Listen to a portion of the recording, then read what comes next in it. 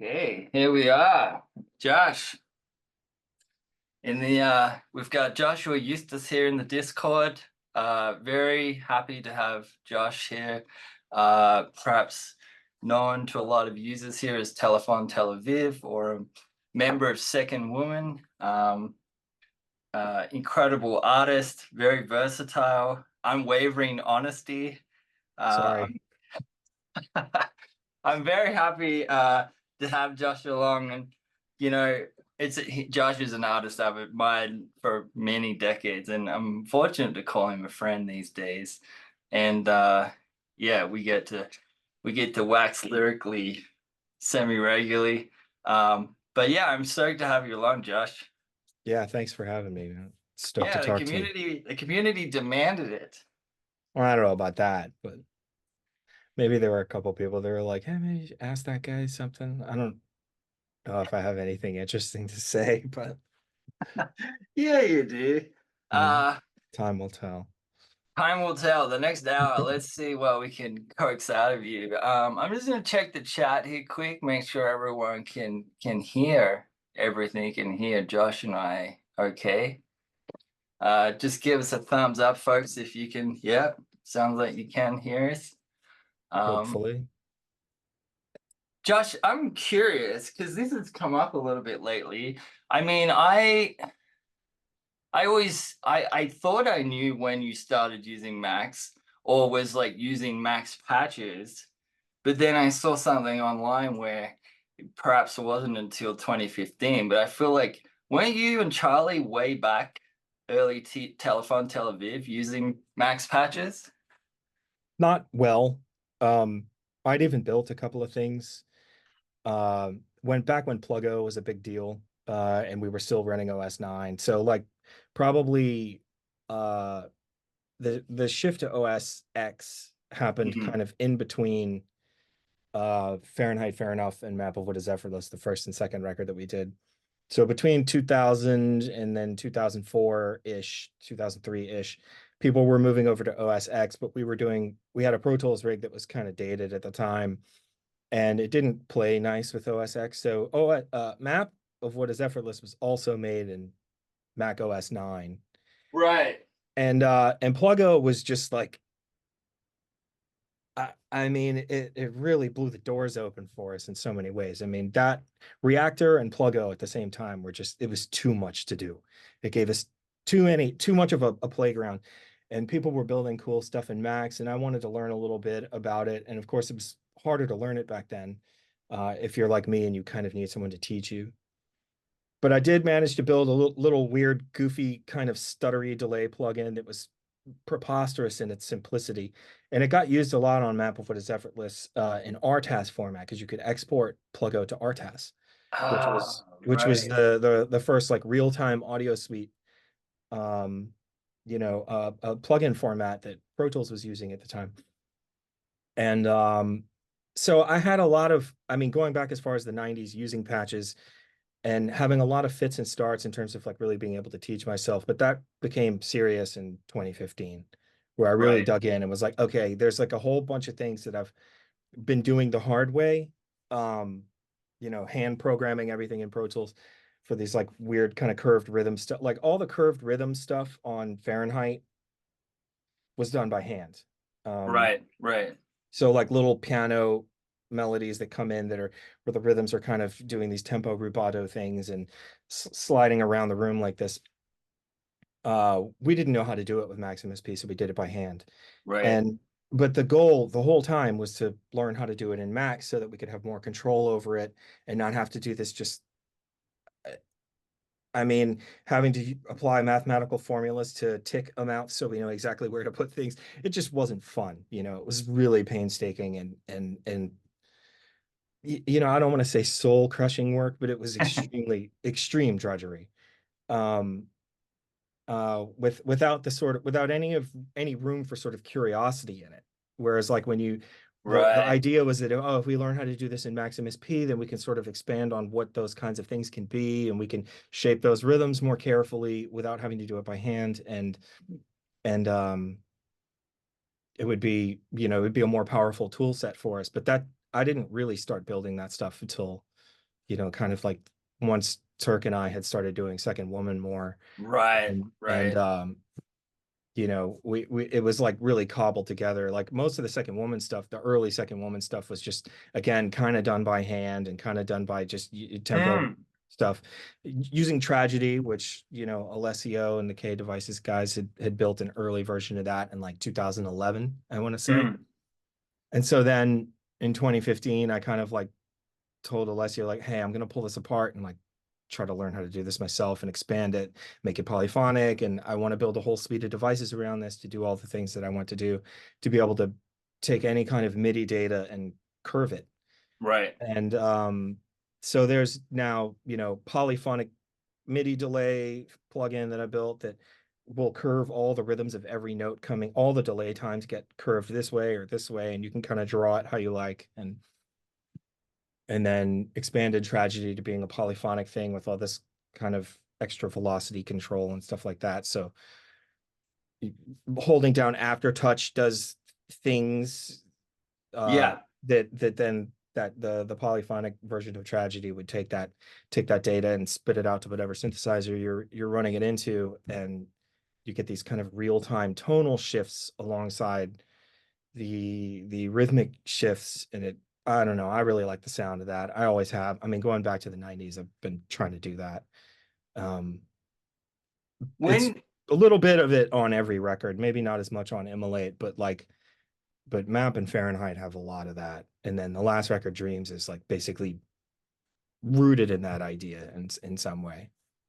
I remember you sharing some of those, well, sharing screenshots of some of those early Pro Tools, sessions where you guys were editing by hand. That was with actual samples, right? Like you weren't tweaking the MIDI at that No, level, it right? was audio. It was audio. Like Yeah, we'd record a chord on a piano and then chop. or Rhodes or whatever, and that stuff got cut up by hand. Did you feel like you were kind of fighting the grid a bit when you were working like that? Always. I feel like I'm Yeah, always fighting the grid. right. And not in the way where like in a totally different way than say someone like Jay Dilla, whose whole Right. thing was like, okay, I know where my pulse is, I know where the pocket is supposed to be. Mm, And then his whole thing was like, okay, if this is the pocket, I'm gonna do this. I'm gonna slide things off and make something. Snare hits are gonna be a little late, and kicks are gonna be a little early, and hi-hats are gonna be just kind of doing their own thing. And that's how he made his sound. Was right. he kind of felt it out by hand. His internal clock is maybe it's one of the greatest internal clocks of any musician. I mean, he's up there with, the Pino Palladino and like that whole crew of guys that have just been expert level pocket players since, the 70s or whatever. But that Right, right. it's a thing of like playing like just slightly behind the beat, and it makes things kind of have this little bounce to it. Our thing was, well, of course we were always in awe of that stuff. Like, my God, I mean, incredible to listen to that stuff. It's so fun to listen to. Our thing was like, specifically in the 90s, like both of us kind of coming out of like being obsessed with techno and all that. I still am. Mm, Of like, why does everything have to be so rigid? There's no kind of romanticism to any of these beats. There's nothing curved or it's sexy about it in some way. Like, is there a way we can make it feel a little more fluid and kind of feminine in a way? And that was, I guess, the goal. And the goal was then to try to do it with melodic stuff, not just like, oh, here's a cool drum hit that's ratcheting around in an interesting way. We did plenty of that, but it was also really, how can we do this with melodic material right, right. while having the texture of the melodic instrument, whatever it is, while having that kind of thing have tonal shifts as it's moving. Even something as simple as the old acid idea of like the filter cut off on a 303 opening. Okay, well, that's a pretty groundbreaking start for like what dance music and electronic music are now. But with things like, I mean, Ableton Live and Bitwig and all of these sort of, there's all these really powerful software instruments where you can have a whole bunch of things automating at once that give something a lot of life as it's moving, right? Yeah.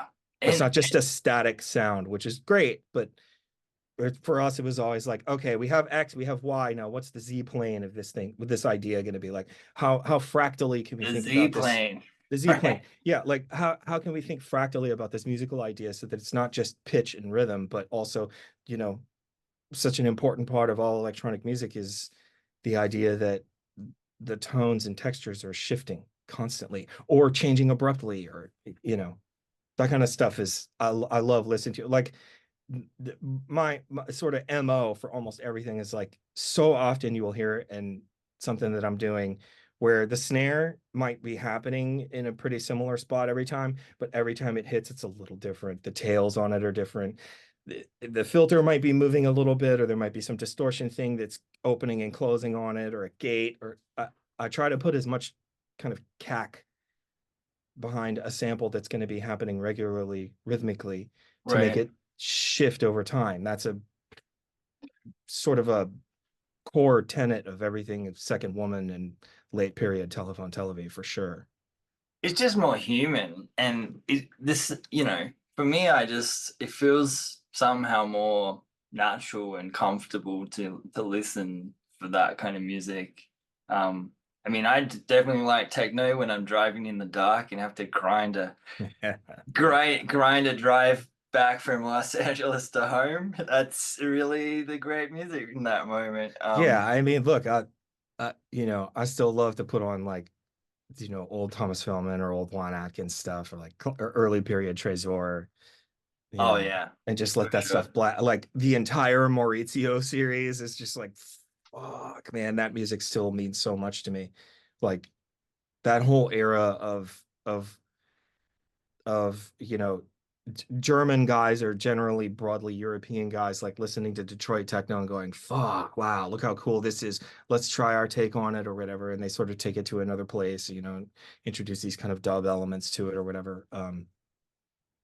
Yeah, one of my favorite folks you mentioned, Trezor, is I mean, he's not European. Well, I guess he is in a sense. I mean, he spends enough time there. Surgeon Anthony Yeah. Charles. I mean, he's one of my favorites. I mean, he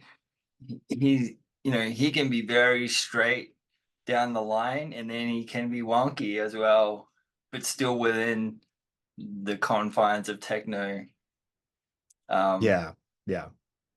and just He very much influenced all of us, man. I mean, like that guy, at least as far as like the parts of techno that I love or whatever, which Old Man Yells at Cloud. I mean, techno's kind of falling off, but there's definitely still the R Roses and like a lot of these classic right. Detroit guys. And, like even just like you could follow Claude Young on Instagram, and like every once in a while he'll post something like a Bitwig sketch or something. And it's just like, Jesus Christ, man. Like, what are you doing over there? Like, how did you do that? What? Right, right, My right. God, this is amazing.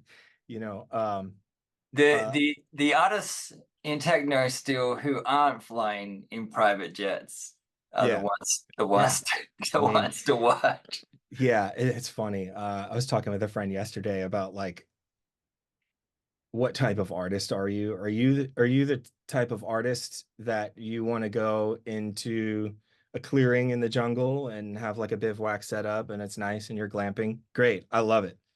Or are you the guy who's out there with the mosquito net and the machete, like cutting a path through this trash in the forest? Are you cutting through all the weeds and the overgrowth while getting bit by spiders and snakes, trying to carve a path for everyone else? Right. There's probably a little bit of both of us, a little bit of both of those things in all of us, Yeah.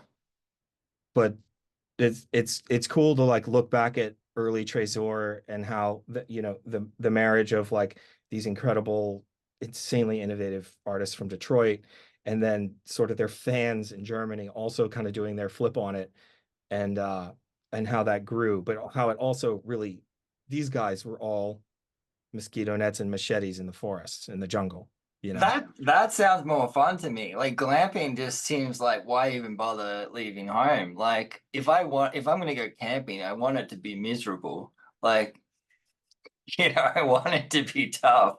I want to have a story. Um, yeah. Yeah. Uh Amazing.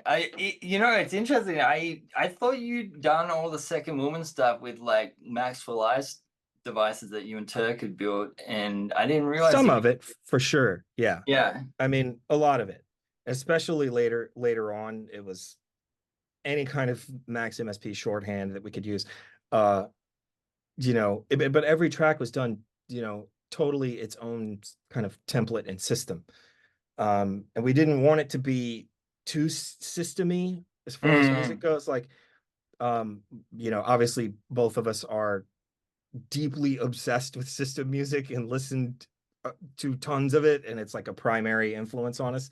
But in terms of working, I always found like I don't have the Mark Fell brain. Like he's got the brain for that. Like he can set up these huge systems and let it run, and it's him entirely. Like we're not as programmers or instrument designers or systems designers, we aren't that smart.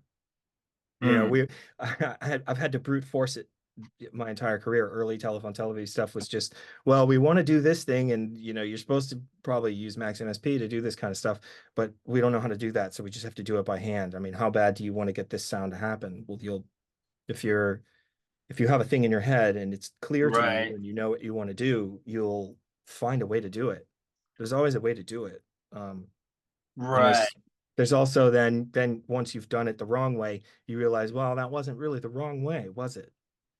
It was kind of the right way. It might have been the shitty or hard way to do it, but you know. Yeah. I mean, to back up a little bit, you mentioned Pluggo, and it's just so funny how often that still comes up, considering I don't think you've been able to buy Pluggo since 2009 or something, but I still crack up. It was like 99 plugins for $99. Preposterous. Well, originally it was 74 plugins for $74. Right, right, So that was just like, I mean, look, when I tell you we were broke making those records, I mean, we were beyond broke, like destitute, like right. cars getting repoed, I mean, it was really sad and funny at the same time.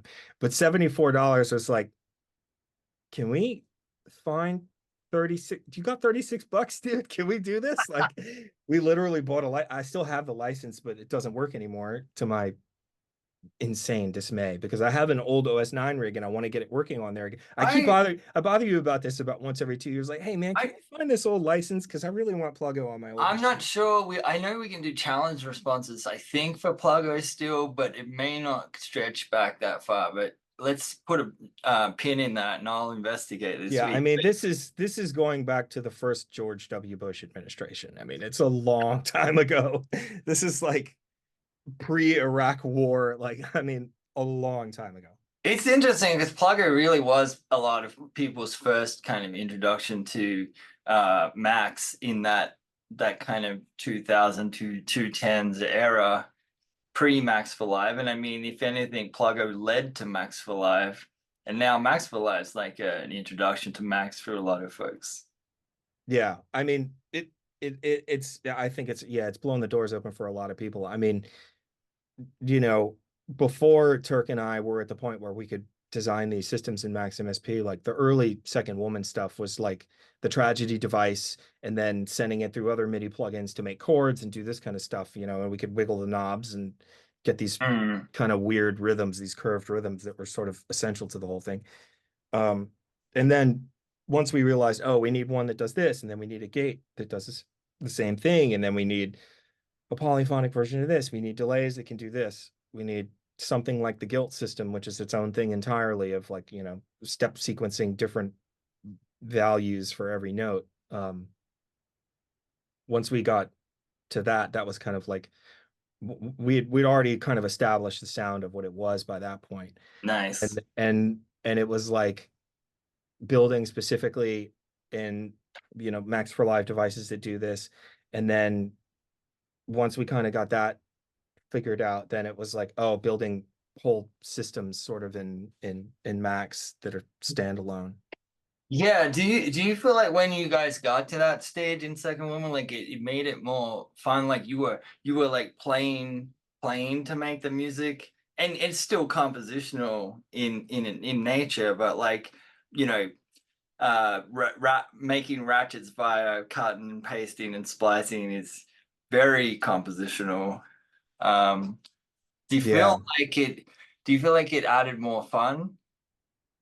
Yeah, because it introduced a sort of layer of things that we couldn't anticipate, where you Right. don't know if you're doing it by hand. I mean, you're repeating one bar for a day, half a day to get it just right and get Oh everything man. crossfaded just right. And it's just so meticulous and so annoying. I mean, But I you know well, exactly what yeah. that is. And it is, and the beauty of that is the compositional control.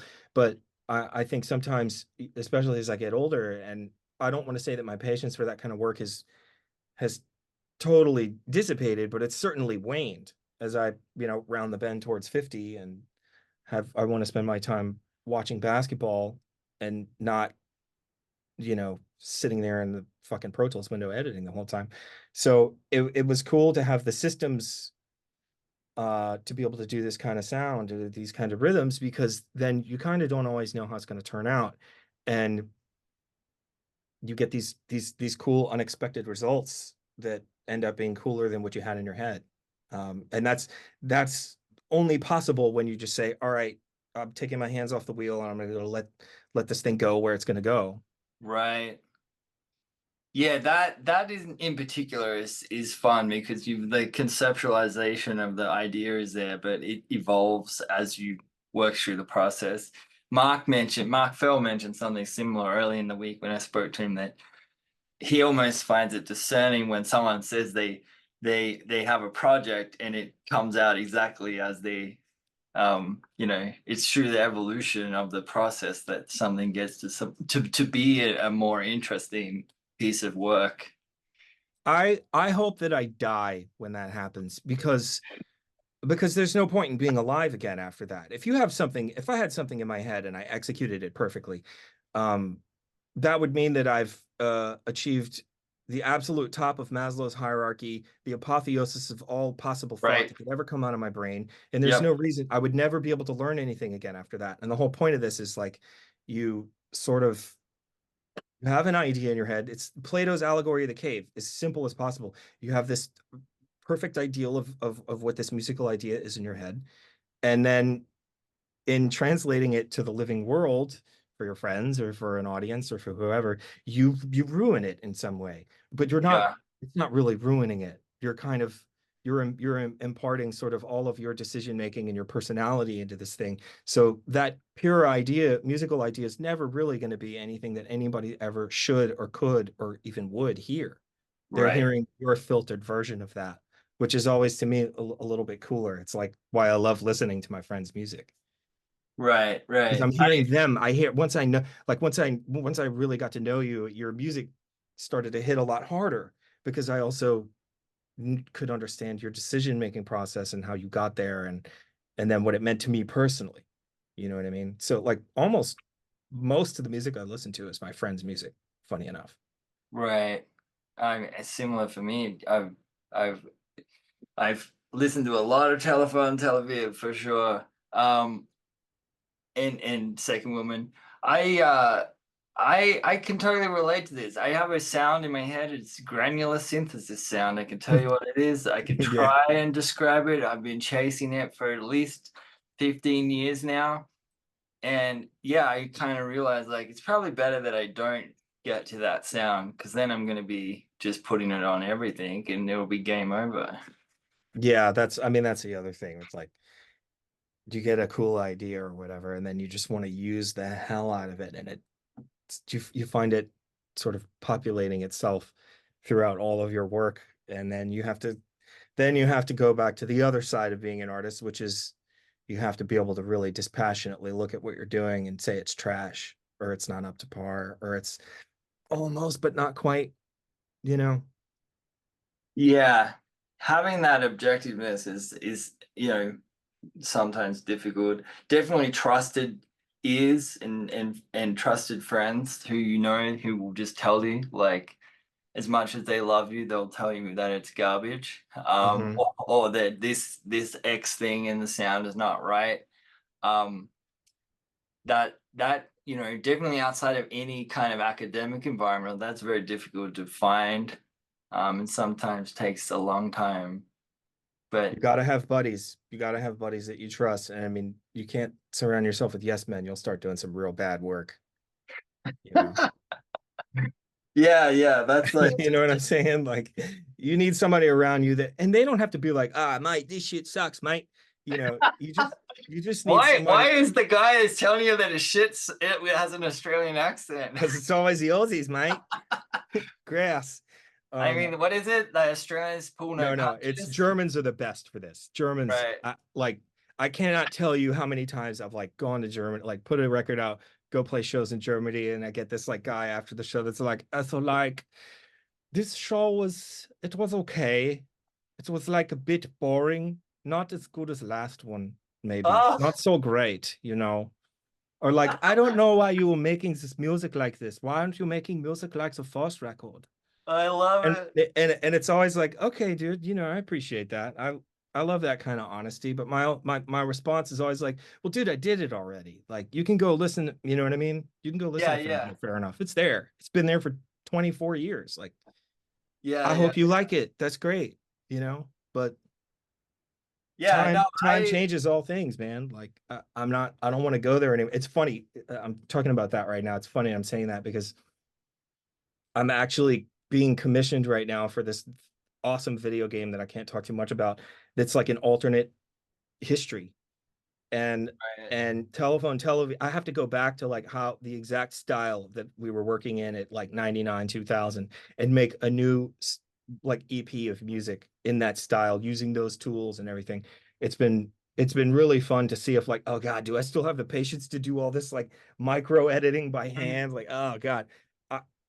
I, it's weird, man. I booted up Pro Tools 5.1 in OS 9 and I looked at it and I felt like I'd never stopped looking at it. I hadn't used it in 20 years in that format. I use Pro Tools and other Wow. more modern versions of Pro Tools all the time for work or whatever, but looking at the old version of it, it was like I instantly my brain went right back to it and I could instantly start programming like that, cutting and fading, and I had all the key commands I remembered, you know. That felt cool. It was kind of like, oh, okay, dad still got it a little bit, you know.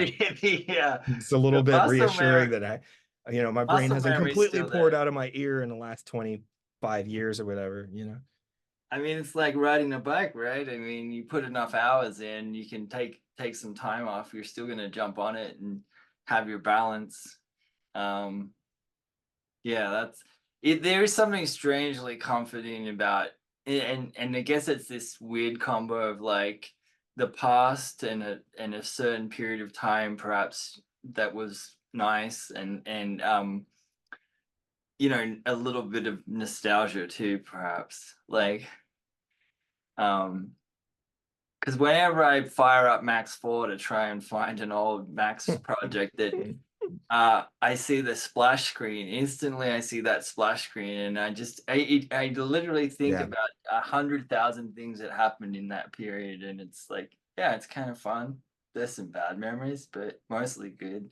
Yeah, it's weird that for guys like us that the software splash screen can do that to you. It can have the same effect that it can have on you that have on me, for instance, because I understand that perfectly. When I see that old Pro Tools splash screen, I instantly start thinking of Bling Bling by BG, and like just going out like in 1998, 99, and like going out to New Orleans and getting just fucking wasted out of my mind. And then, going home at like staying out till like 6, it's daylight, it's 9 in the morning, and then going back to my childhood home, like Charlie's with me, we're wasted, and we're trying to work on Telefon Tel Aviv stuff, and then like doing a bunch of stuff, and then waking up at like 7 p.m. and then like looking at the work we did and going, well, there's some ideas here. It's cool. It sounds like shit. It's like really messy, like sloppy. Like we should maybe stop like getting wasted every night. Take this a little more seriously. Like, I mean, whatever. We're like 21, 22 years old. Like we're kids, Yeah, We're yeah. just stupid kids. But so the discipline kind of set in once John from Hefty kind of was like, Yep. hey, I want to do a record with you guys. Then we were like, oh, okay, yeah, we have to get serious about this. We have to John's like stop. calling you every day. all the time. I mean, he flew us out there. We do work up there. Like actually, like the roads part on Fahrenheit Fair Enough was actually recorded in John's studio, and it was again unanticipated. I like he had a really nice Rhodes that he had bought off of Kip from Dianoga in like, I don't know, 97, 98 or something like that. And I just sat down and was like, I literally just played that thing and I was like, wow, that sucks. And Charlie was like, dude, what are you talking about? That's like, that's great. It's like, no, dude, this it's corny. It sucks. He's like, no, dude, that's we're gonna open the record with that. I was like, no, we're not, dude. You're out of your mind. Like, there's no way. Uh, this is terrible. It's awful. And he's like, no, dude, you're wrong. It's like, okay, all right, well, if you say so. Whoa, that's So cool. yeah, it's pretty funny how that happened. And then John Hughes came in and was like, "What are you playing, dude? What the fuck is that?"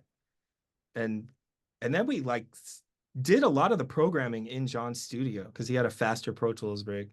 We did a good bunch of it, probably about 16 bars of it there in Chicago, and then the rest of it we did in New Orleans on my rig. But um, yeah, that was fun. Very cool. There's some good insight. Chicago, what, early 2000, right? 2000? Early Nice. 2000, yeah, it was like we were it was so crazy. You got to imagine like 22-year-old kids, right? Hefty calls, John calls. He's like, come up to Chicago. We're going to work on stuff. Great. We did.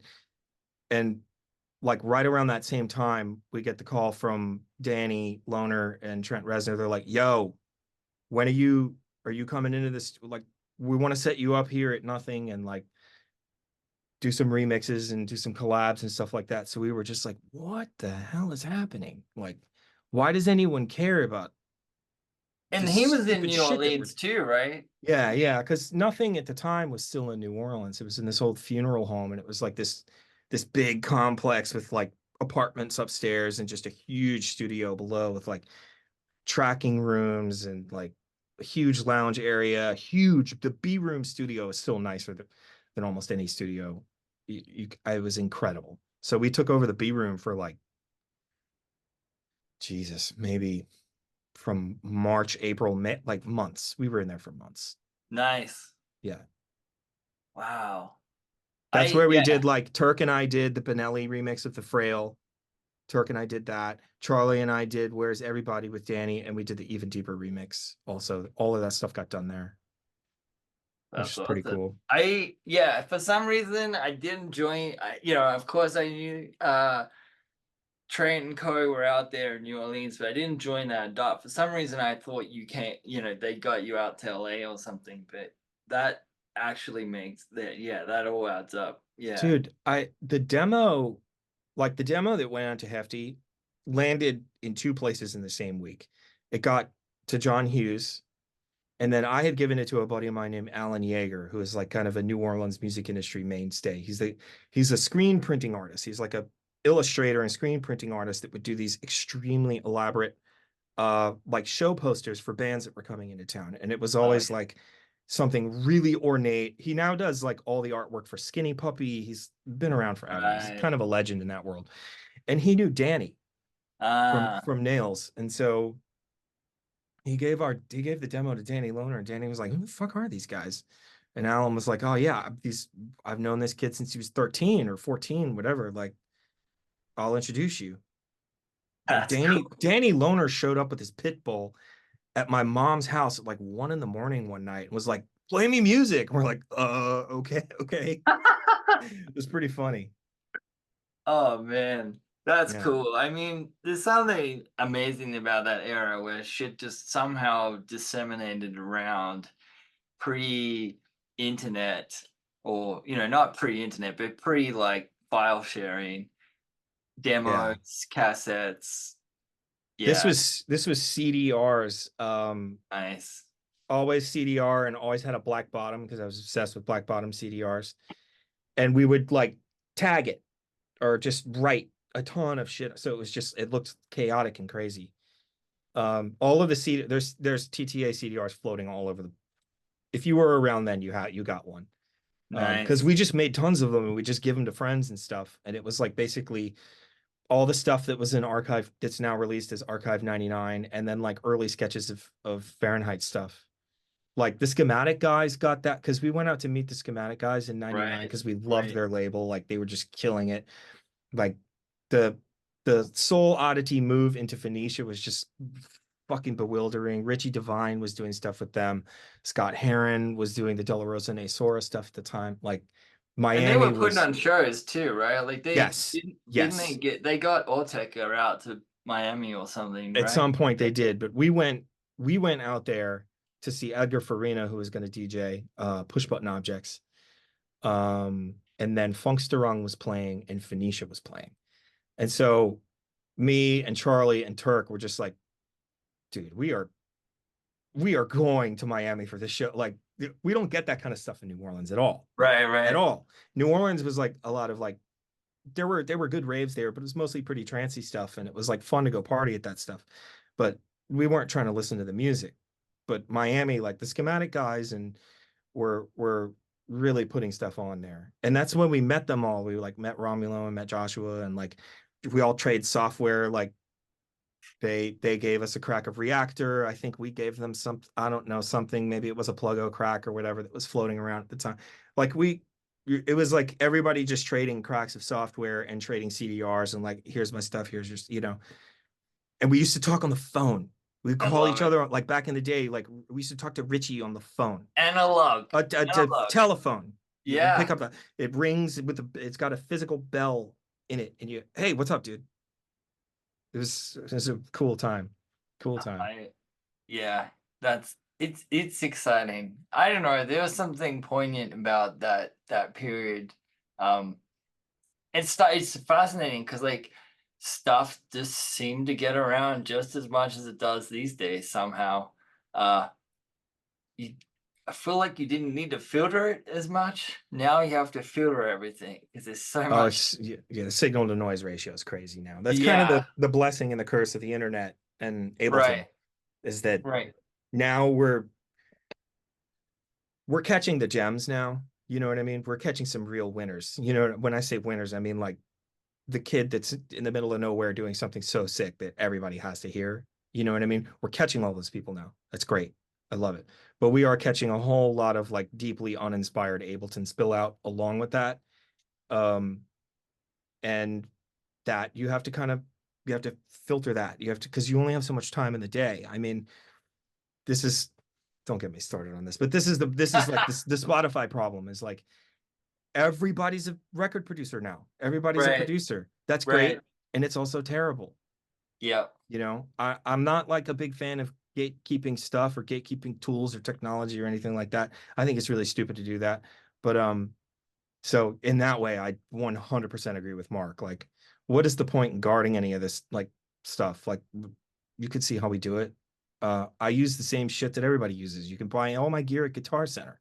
right. You know what I mean? Like, I use Native Instruments Machine, Max MSP, and Ableton. You can buy all that stuff at Guitar Center, at I think Musician's you Friend. can. Yep. You literally can. I mean, um, you know, uh, but it gets into the whole thing of like there's sort of a saturation point of music. It's why the streaming model really doesn't work for me. I mean, pretty much we all kind of know you really have to just buy music because there's so much there's so much music now that even if Spotify were able to solve the problem of like how much AI crap is getting just dropped on there with like Kanye West, and it's just a shit AI record with 1,033-second songs just stream farming, even if they were to solve for that, there's still such a glut of it that they could never have a business model where people are getting paid okay for this. And Right. that's why they had to do the cutoff at a Yeah. thousand stream. Like everybody who gets less few, everybody who's getting not enough streams, all the money that they would be making, 45 million or whatever, is a pretty non-trivial sum of money to think about. All that stuff's going upwards to people who have more streams already. I don't know. It feels like robbing Peter to pay Paul to me. Right. Don't get me started. Um, yeah. It's Anyway, diminishing returns. I mean, I honestly cannot see it lasting. It's going to last some amount of time, and they're going to fight to try and ensure that it does. But I just cannot see it lasting. But maybe that's the big implosion is when we go past peak capitalism and return to the hammer and sickle, perhaps. Yeah, Um, I wonder. I think about that a lot. I mean, the other thing being that, like, yeah, it is really kind of just these sort of, I don't want to say capitalists, but I want to say just sort of, there's a lot of just extraction from the music industry because now we have to count Spotify as part of the music industry, but they're a tech company, right. right? So they keep saying, well, look at all this money we've paid out. And it's like, yeah, well, look how much they've taken out of it though, too, man. I mean, I don't know. I No, don't have the answer to that yet. I mean, the Spotify is the radio. You know what I mean? There's always going to be a need for the radio. When I was growing up, it was terrestrial radio. You got in the car and you put the radio on, and most people did that because they don't give a shit about music to the level that the rest of us do. Where we right, have to right. I want to listen to this song at this time, and I want these songs to follow it, or I want to listen to this record. Back then you had to buy a tape and put it in the dash of your car. Yeah. No, So I always have Spotify's to. replaced the radio, and we can't do anything about that, but we can sort of do something about how things are for the people that would be buying cassettes in the 90s or CDs or whatever. Yeah, too true, mate. We could probably talk about this for the rest of the day, but and still not solve anything. Yeah. Yeah. um, uh, yeah. Let's see. I think I've covered a lot of stuff here. I've got a few other things, but uh, let's have a bit of a spin on the old guild system. Josh has dug.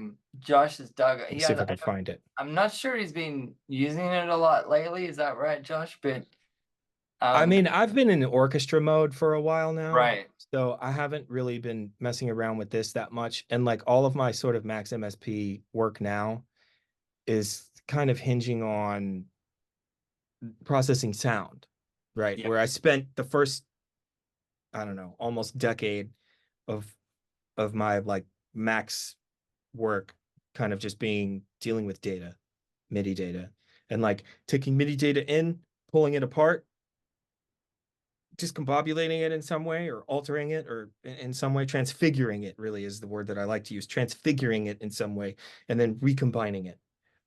And then having that spilling out into Ableton or whatever the sound generator is, and doing that stuff. Now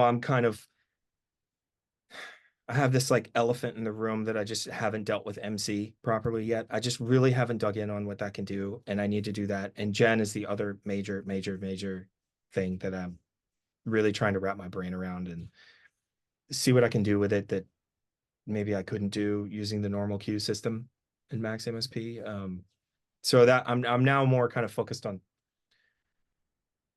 real time tonal Nice. transfiguration, Nice. not so much temporal, if that makes I mean, sense. everyone is on the Gen journey right now, and if anything, it has been bolstered by the release of Rainbow and the beauty of like being able to take anything made in Gen and drop it in Rainbow and have it work. So yeah, Yeah, I've does definitely a done that. I've definitely got a couple of things that I built in Rainbow that are like that, because I have to produce records depending on who I'm working with. Some people like to work Logic, some people want Pro Tools. So I have uh like a couple of little chickaroo plugins that I kind of need to do the things that I want to do for distortion and things like that. And I've ported that stuff to Rainbow so that I can use it as an AU plugin or use it in other DAWs. And it's like, thank you, cycling. yeah. Celebration. Yeah, I mean, I've been waiting for that since Jesus, man. I mean, since Pluggo used to be a thing and you could just export to Pluggo. Like, Right, right. No, it's kind of huge. It got me out of a sticky situation a few months ago with a Reaper user, and I was able to literally just quickly knock out a Rainbow plugin on the spot, give it to them, and they were away. That versatility that Rainbow's brought, yeah, it's pretty cool. yeah. Um, and yeah, it's evolving. That I see every week it's ticking over. There's new people coming in here. In fact, the Discord, the Rainbow channel is actually, I think, probably, I'm biased as hell, but I think it's one of the best spots because we have the one of the main engineers, Alex Norman, works at Cycling. He's in the Discord on a daily basis, Oh, and that's awesome. And that is kind of like to have that level of quality input and question answer. It's pretty great.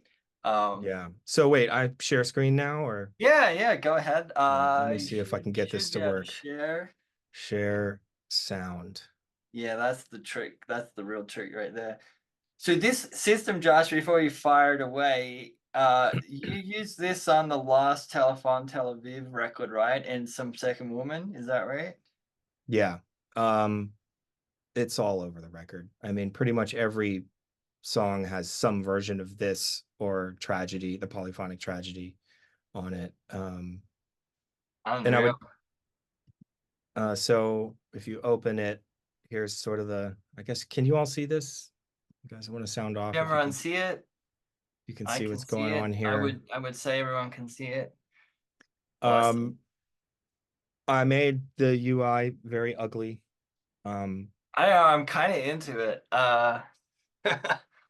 so the principle of it is that this sort of helix represents time between steps, right? So instead of thinking in terms of here's a bunch of 16th notes and they have, equal time between them, this is a way of having each step having its own time period, right?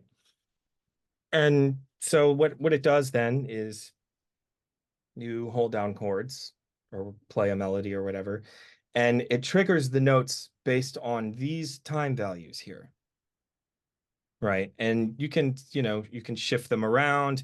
You can just draw here if you want, you can kind of draw whatever curve you want. And then it plays through. So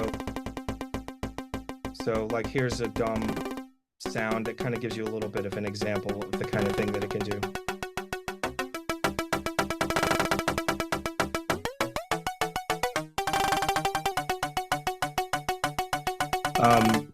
And then the thing would be to, you kind of just have you automate the sound a little bit so that it's shifting over time, and then you can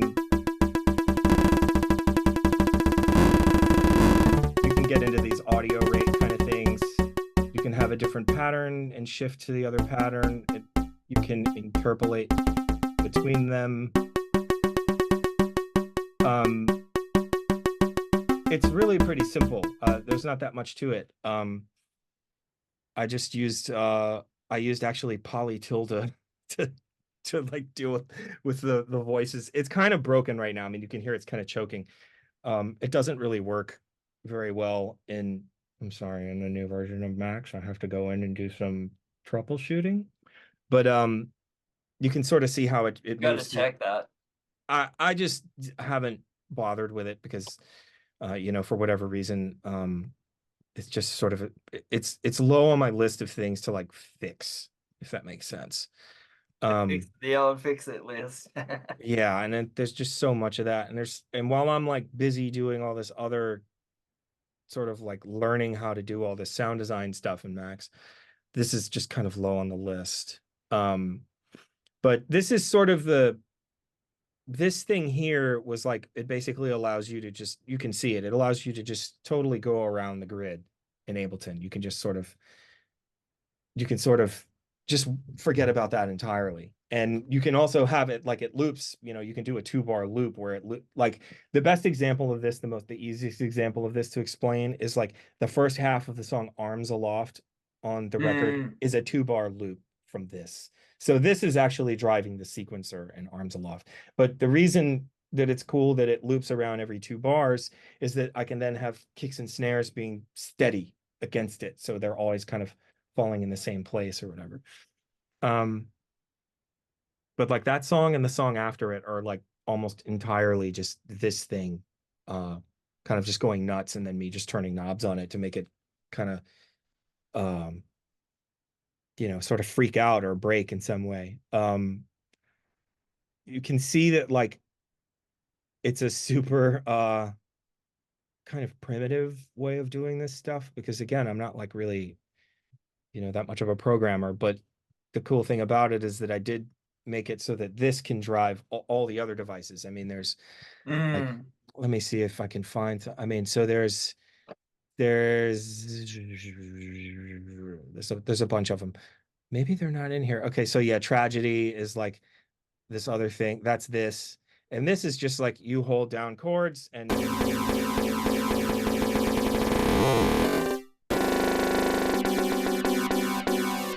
that's a really simple way of just kind of blasting out clouds of MIDI data, which was like the main thing that I really wanted to be able to do with it. But then from there, you can, here's pity. Pity is a gate that lets you sort of just gate a sound, and you can have it be off or on. And then the other thing is that any of these can send the bang, because it's all done with the bang. It's audio rate. I'm using a plug phaser or whatever. And then it sends a bang out.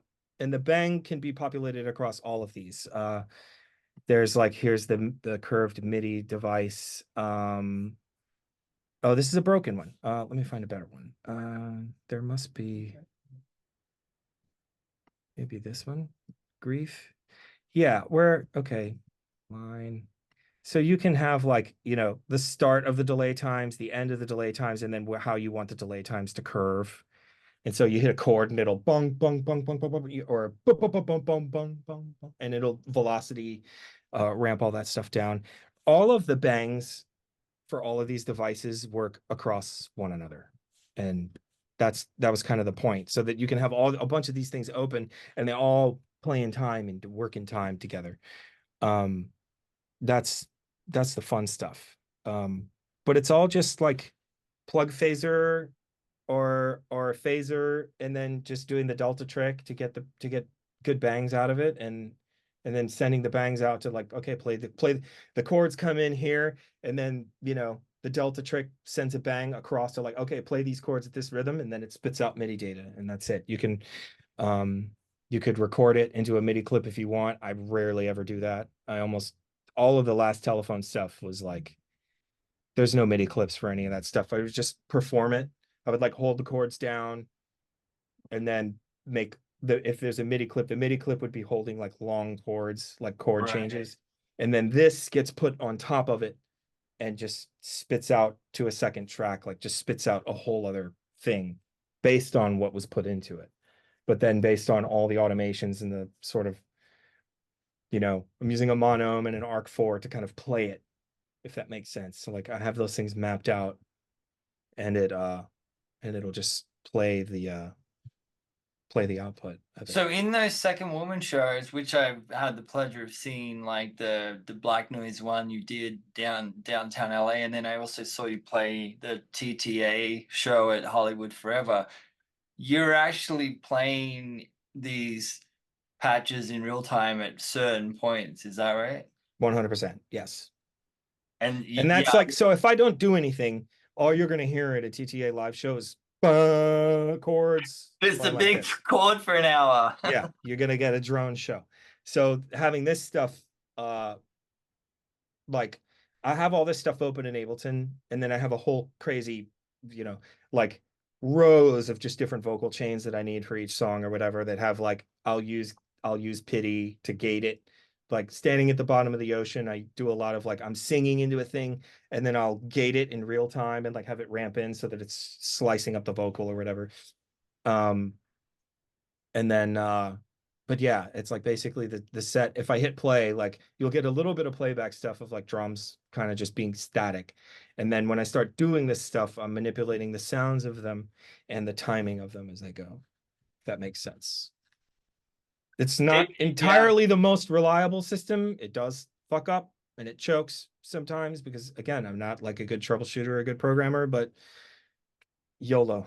That's live music though. It's the equivalent of breaking a string or your frayed guitar cable, or equivalent of. I mean, honestly, I wasn't entirely sure what amount of playback and / playing you were doing in all those shows, and I for some reason just never thought to ask you when we've been hanging out. But I did have a sense you were playing more than typically you would think of someone in front of laptop, perhaps. Well, also, I mean, let's be real. Let's define playing. I mean, I don't have Sure. a keyboard, so I'm not really, there's only a few points where I'm using the monome to play melodies or notes or pads or something. Um, so I'm not playing it, but if I don't go through all of the pagination and stuff that I have set up for live, because like live, I don't look at Ableton. I have a Max front end for all of that that lets Right, me know right, exactly what's going on and which instruments are up and are getting manipulated and which ones are quiet. Um, it has like I use Max to sense, mutes and solos and squelches to Ableton so that I'm, managing CPU load and all that kind of stuff. Because the vocal processing is gnarly. There's like real-time granular shit going on with that's where the bulk of like the live set sort of CPU cycles are in the vocal processing. Because I right, also need to do that stuff at super low latency because I have to sing into it. So I can't be like singing in and having the shit played right. back late. So Are you um, how are you piping the monome the grid and the arc in? Is that directly into Max? So this not directly into the Max front end. Yeah. and So that okay. like I need a way to, you know what I mean? Like I got it's a stupid paranoia that I had, but somebody fucked with my gear once during a sound check. So I use this Max front end that literally hogs the machine. You can't, and I have a way of locking it on the monome that prevents anyone from ever being able to tamper with my system. The only thing Uh all they could do is shut it down. They can only close the laptop. But so I can go through all of this stuff. I have all these like dumb little features built into it that give me sort of UI feedback and then let me know where I'm at in the set and I can choose the order in which I want to do things. It's not a set order. It's never a set order. There's an order that works best for the live set, like if I'm doing video, but it's the front end drives the whole live show because there's two laptops. So there's the music thing, and then right, off stage somewhere, I have a little network and the Max front end is sending OSC messages to the video machine to like do this, do this, do this. right. Um, That's how you were running the Hollywood Forever show, right? Hollywood Forever was a different thing because I was not sending to a different machine. I was sending a whole bunch of messages to Krisen at front of house. Right, I right. had Yep, my show designer there with me, yep, Krisen Brasco. So Krisen was kind of doing the same thing that I'm giving him information about time, and then yep. he can sort of do whatever he wants with that information. And so then his system is designed to take in all of the information that I'm giving him in OSC messages, which is I can't believe that we even still use MIDI, that everything's not just OSC because it's superior in every measurable way. So we use OSC for all that, and then he takes it and drives lighting systems and strobes and video and all that stuff. When I'm alone, when I don't have Kristen, I'm literally just doing video stuff. I don't have a DMX thing Right, worked right. out for my end of it. When you say Max, I'm pretty sure I got this right, but just I want to double check. When you say Max front end, you're talking Max standalone, Yeah, Ableton's running sound, and you're piping stuff from Max to Ableton. correct. And Right, to the other machine or to Kristen. Yeah. right, right. Uh, Unreal. I presume you don't have any of the monome stuff there you can give us a peek at, or maybe you It's all do. tucked away. The Right. Monum stuff isn't even in the office right now. I'm not using it currently. Um, the front end, the only way you can see it is by coming to a show and hopping on stage and trying to get a look. There you go, folks. Um, Keep your ear to the it's ground. not exciting. It's very minimal. There's not that much going on, but there's timers and MIDI readouts and stuff like that, and some knobs and pages and stuff that I can flip through, and I it'll saw you let do a DJ set at Desert Days Festival. We were hanging out there, and I mean, by the way, that was one of the most insane things I've ever seen. I think you actually stole audience members away from Tame Impala. Um, uh, that was a fun set. that was outrageous. But you were using your Max front end there, right? To Yes, I use it for like everything. When I do a DJ set, remixing like yes. Ebram and stuff, and So a TTA DJ set now as it is. Like I used to just do vinyl or I would do, CTJs or whatever, but now I always do a hybrid set. And the hybrid set is like I can pick stuff in Ableton that I like. And it's loaded up with a bunch of songs, like my songs, my friends' songs, whatever. And then and I'm running it through the TTA live system, right? Right. So instead of having all of the TTA live clips and things like this that I need to do that show, all that stuff's gone, but all of the processing remains, but it's other people's music. And then I can do all of the cool granular stuff or real time, speeding up and slowing down. All of the guilt stuff is there if I want to like That add was, anything to yeah, it, or I can chop things up. It's fun. unreal. Josh, we've got a few questions here, definitely pertaining to Okay, what you've just shown us here. I'll start with so one was regarding the Max for Live device. I think it works on gates only for the whole chord, right? hold That on 1 second. Let me stop sharing my screen if I can figure out how to do this. you I just think. Oh, okay. All right. Okay, so what was the question? Let me see. Oh, question we have was that. it works on gates only for the whole chord, right? It Hang works on, on the whole. It can be kind of however you want to do it. Like basically, the way I use it, the way I built it, is that you can hold chords, however many voices you want, and it'll play them at those places. It plays all of those notes together as a chord at the places that you determine along the helix. Right. mm, That's how guilt works. The other ones work differently. Tragedy is a knob for it that you kind of playing. That gets used so much in my live set. Like right.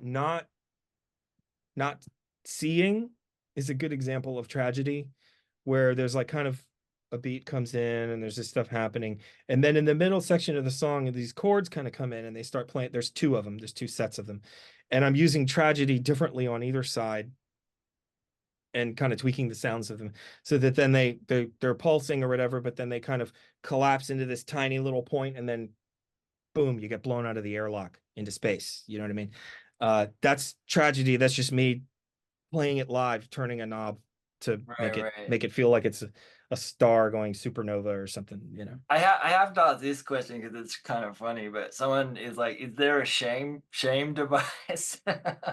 Yeah, there is. There is. There you go, folks. There's There a is. shame device. It's a black MIDI system.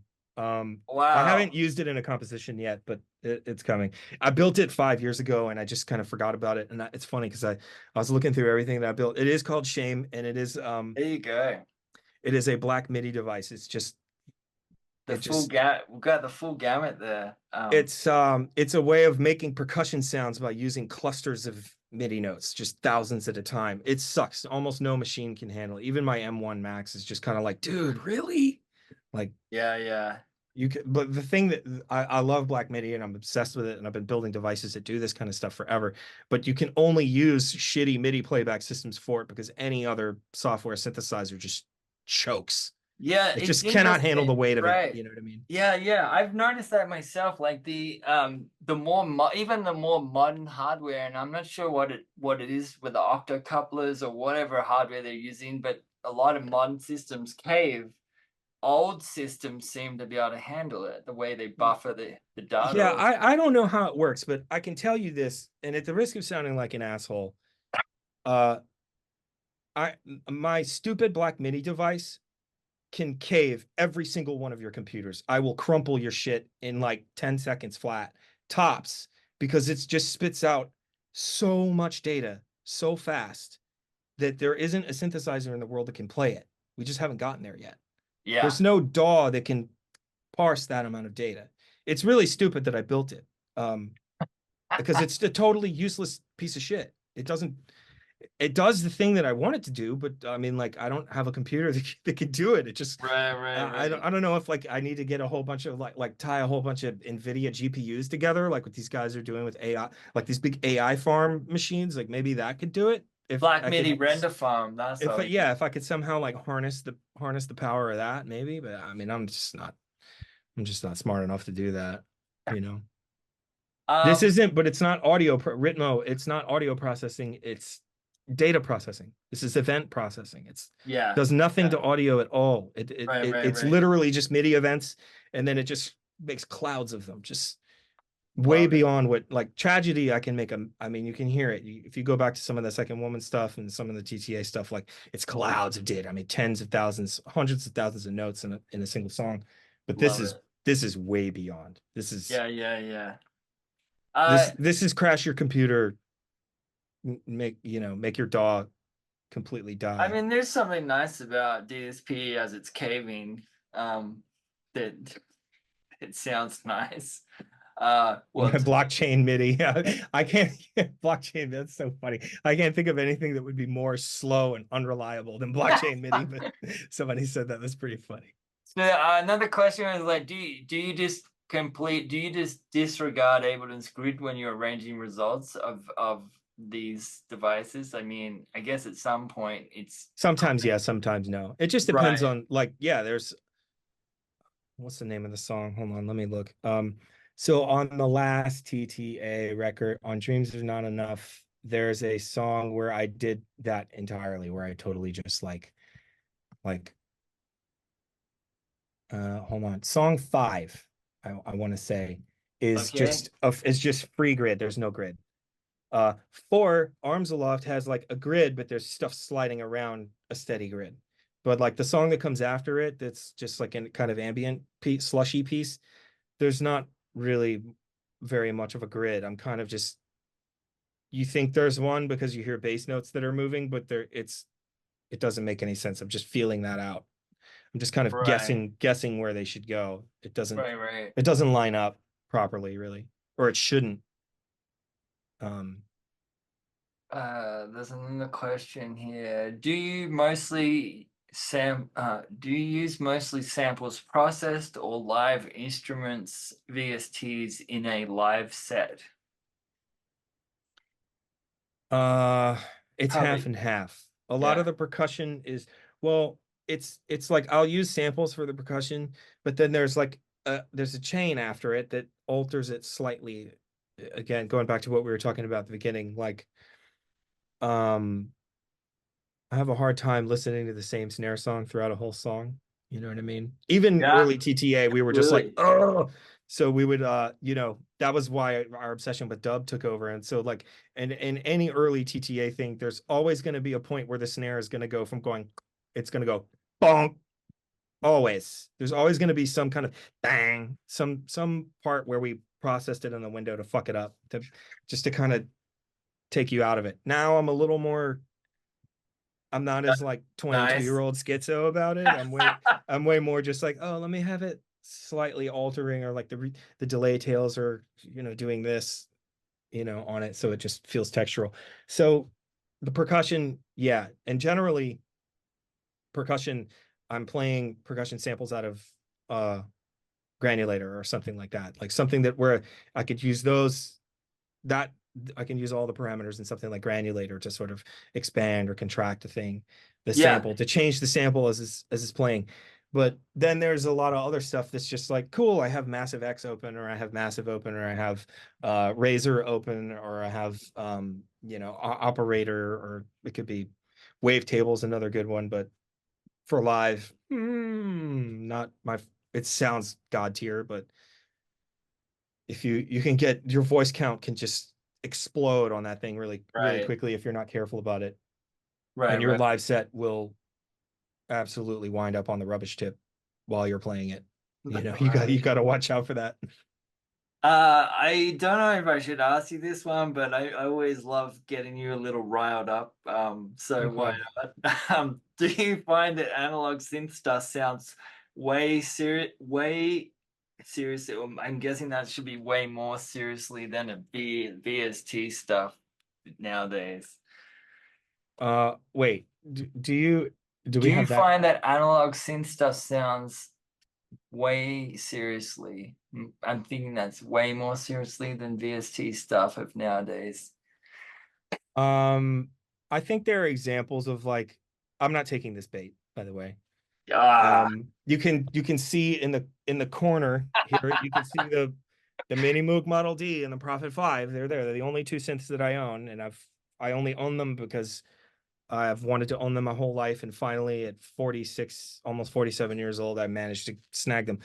Um, because they're new and reliable, and They are, I and don't they, want the old yeah, ones. yeah, But yeah, like in the context of a mix, can Monarch by Native Instruments hold its weight against a Mini Moog Model D? Yes, absolutely. In the context of a mix, yeah, it's great. I use it all the time. Is it the same thing? No, it's not. And the reason I have these is because you can't copy them. yeah, And you can get damn close. And again, in the context of a mix, a dense mix particularly, you can get really, really, really, you can get to the point where I wouldn't be able to tell the difference easily. right, Like right, I would just have no clue whether it was real or fake. There's some really, really terrific ones. Monarch by Native Instruments is so, so, so good for like the Moog bass weight in a song. right. But the thing that I love about, you know, software synths, VSTs, or whatever you guys like to call them, is that they do things that hardware can't do. Like FM8 is fuck off, man. It's amazing. It's all over the Second Woman records. Like it's all Yeah, over TTA. Like Wavetable, incredible. Razer, there's no hardware that can do what Razer does. No Razor way. is still Somebody's gonna neat. say, Yeah, "Oh, you can get the Iridium." That thing's $3,500, dude. I'm not buying a $3,500 thing that's not as good as Wavetable. That's software that comes with a, you know what I mean? So I yeah, like hardware. I like, okay, you can't really mimic a P5 very well. Like a right. P5 is a P5 and a Model D is a Model D. That stuff's really, really hard to emulate when you're, if you're like doing more film and TV stuff, which I like to do, where you really only have two or three things going. It is really kind of nice to have the real, it's just fast. It's just really fast to get something going. You bring out Razor. Razor honestly is still one of the best additive synths out there, and it's fascinating to me in the world of soft synths how it's still like a gaping hole for me. I feel like there's still room for so many better additive synths, and actually, Madrona Labs is working on something right now that looks Randy Jones that looks pretty incredible. But Razor is still. I actually opened it recently and was like, damn. Error Smith is one of the greatest synth designers in the history of synth design. I mean, I put him up there with Robert Moog. Like, Razor is a revolutionary instrument. Yeah, It's the backbone of basically everything I've been doing since it came out. I mean, I use it. right. It's on everything. Um, it sounds like nothing else out there. Yeah, You can't do that with hardware. There's places for hardware. There's places for software. You know, um, I think if I weren't doing, kind of film TV stuff, I wouldn't be as much interested in having the hardware because the hardware makes things faster. And because I don't like having stuff in my tiny studio. This room is a 7 by 10. It's tiny. So I don't mm, want anything in here. Like I literally can just reach over while I'm sitting here and grab my guitar off of the wall. You know what I mean? Like, oh, this is a great instrument. You can't emulate this.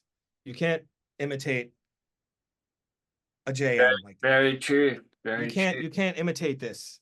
This is anyway. But it's literally like my room is so tiny that it's right there. I can literally reach back here and grab a cable. Like, come on, man. I don't want a room full of synthesizers in here. It's like it's terrible. I need as All much right. space as I can get. I think we need another question because I think I actually may have caught a fish. Um, uh, this is a good one actually. I'm curious. Like, I get because I feel like you do go back and forth and you kind of have to sense of, what you do. But, do you find it challenging composing out of the grid ever? No, No.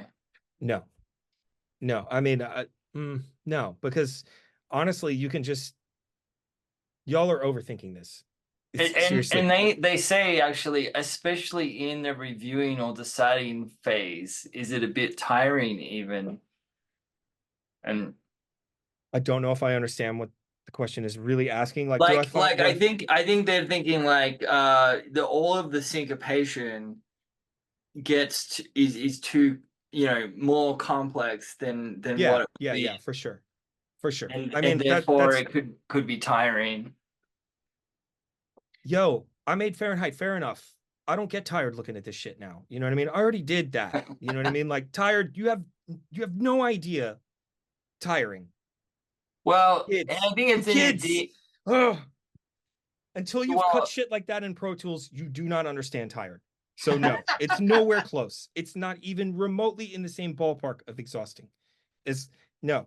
Arms well, and I aloft, think the front part of that of like, okay, finding a little pattern that's not on the grid that I think is cool, that lines up with the grid, takes, I don't know, a couple hours, maybe 20 minutes, 10 minutes sometimes. Like, uh, the second woman stuff all got made real fast. Like right, that stuff got churned out really quickly because it's not as tiring to do this shit if you're using Max MSP or using these little tricks to do it.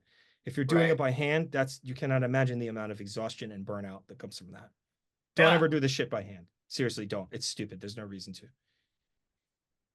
The only, yeah, I guess the only reason I would do it if I was trying to emulate a TTA album, but maybe I could still do it in Max. But uh, I don't know. I think your brain is kind of maybe I'm speaking on your behalf, but your brain seems kind of wired to do off the grid syncopated. I mean, I never forget when I first met you and realized that you have Fibonacci tattooed on your arm. I mean, I got it so when I was like 25 years old. You know what I mean? Like it was just like, yeah, bro, I'm gonna IDM tattoos. Come on, dude. let me remember 1 3 5 8.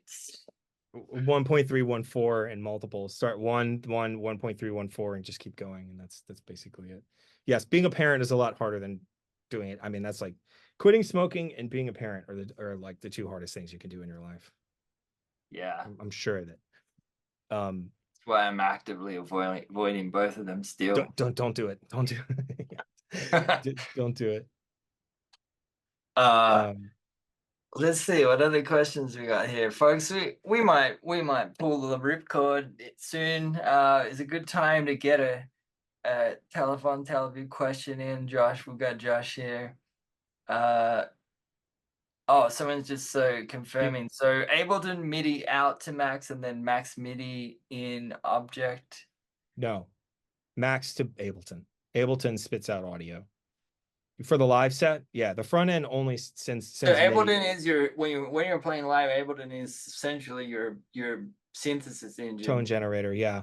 And it's sending information to Max so that I can see what's going on, but only what I need to see.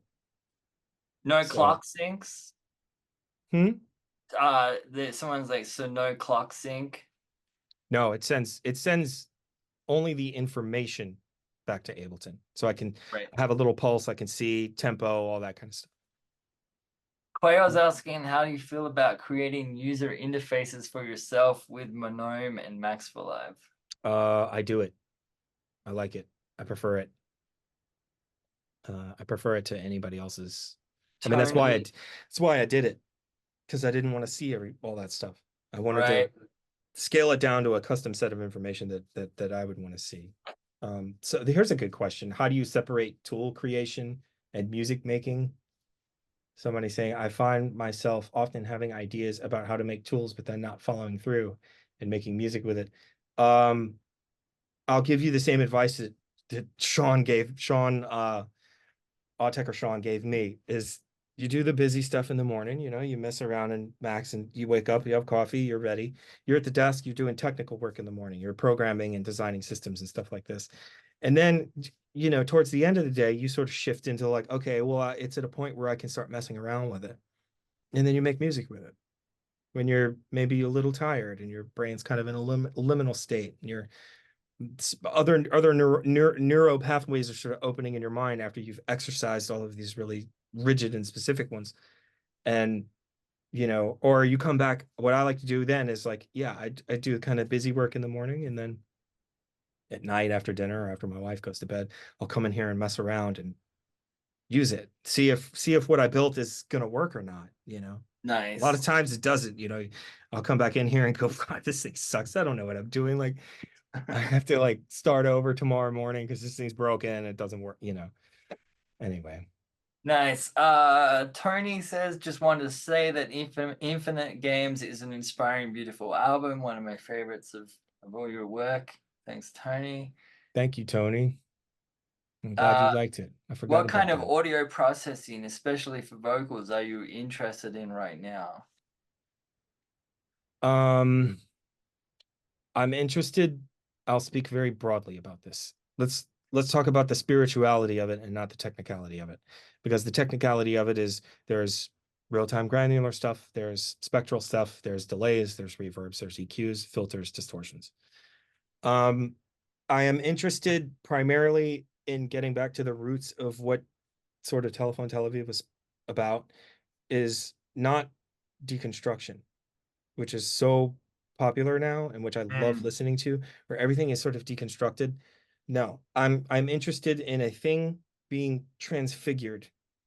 How can something be more than what it originally was? Can something can a musical idea um through some kind of processing or some sort of change, some sort of metamorphosis?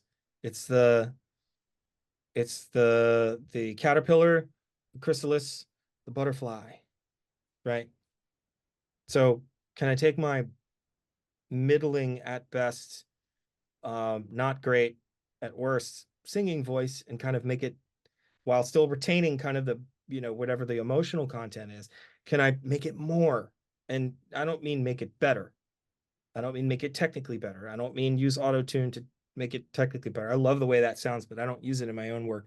Um, can I can I tell more of a story with the presentation of it? So that's kind of not just for me, not just vocal processing, but what am I going to do with the output of an orchestra recording, which is like what I'm doing Right. right now. Like, okay, I have this orchestra recording. How am I going to make it more than what it is? This is transfiguration. It's not deconstruction. So Right. deconstruction for me personally is not an interesting part of how I work at all. I like building and growing and planting seeds and watching them grow and helping things become more than what anybody would have imagined for them. Right. Wow. Thanks for sharing that, Josh. I love how I definitely get excited when I know there's some conceptual thinking, rationale behind work, and then hearing how that is returned from the artist. So um I'm glad there's to some hear that. there's some insight for me. Uh this just came up naturally because Mark Fell actually has a shitload of books behind him that he essentially uses as a diffuser. But It's a great diffuser. A library is a really great place to mix, you all, by the way. If you yeah, have like a room full of books in your house, put your speakers in there. perfect. Any books you're reading right now? Any recommendations? Anything? Yeah, I'm reading Gregory Taylor's Gen book, which I recommend to everybody. I recommend if you haven't read a sequencing book, read it. It is the gold standard. The Gen book, I'm slowly peeling my way through that and referring to it as I'm tinkering. Um, in terms of fiction, I'm finally finishing Cryptonomicon by Neil Stevenson, which has been a bit of a slog, but I love it. I don't get a ton of time to read because I play a shitload of video games and watch a lot of basketball.